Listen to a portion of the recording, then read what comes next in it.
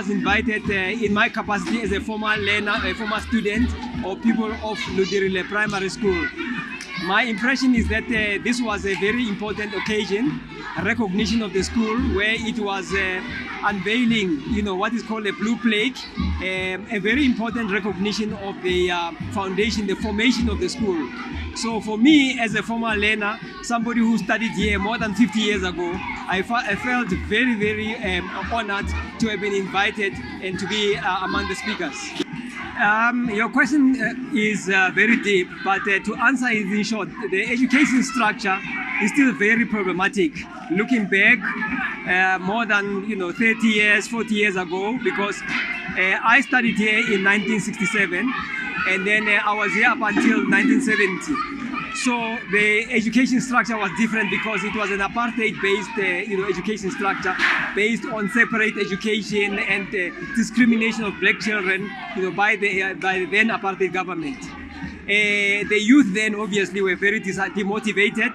The only thing that kept them together was just the fact that they had to try as much as possible to do something in terms of schooling for their future, basically those years. Now, coming to today, we have an education system that is supposed to be, free, which is what we are fighting for. Compulsory is a big question mark. I don't see compulsory because in 1976, I was among the student leaders who fought for a free and compulsory education. We have the free, partial free, compulsory, no, we don't.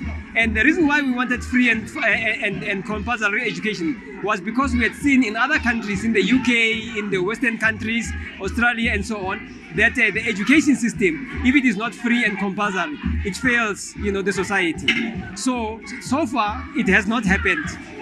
We still have a long way to go.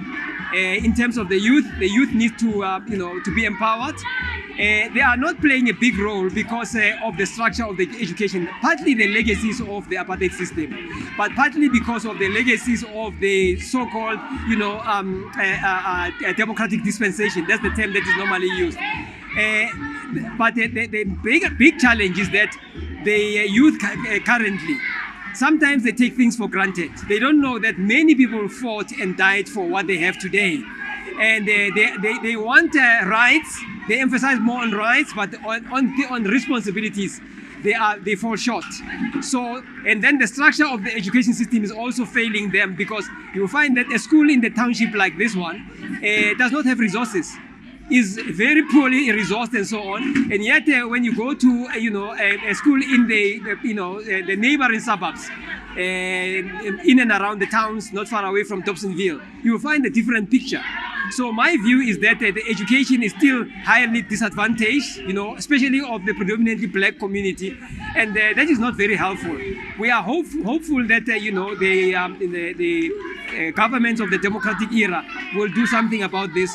But with 27 years of democracy, we are many of us who fought for that, for a free and fair, compulsory education that is meaningful, that will make somebody to be something in society, to play a very important role, and to be a citizen that is taking this country elsewhere to greater heights. It's not happening. With the kind of education that we have, it's pathetic, it's disappointing, and much needs to be done. What we have is just segregated education where the wealthy go to the former white suburbs, and those who can't afford, they stay in schools like this, and they bear the brunt.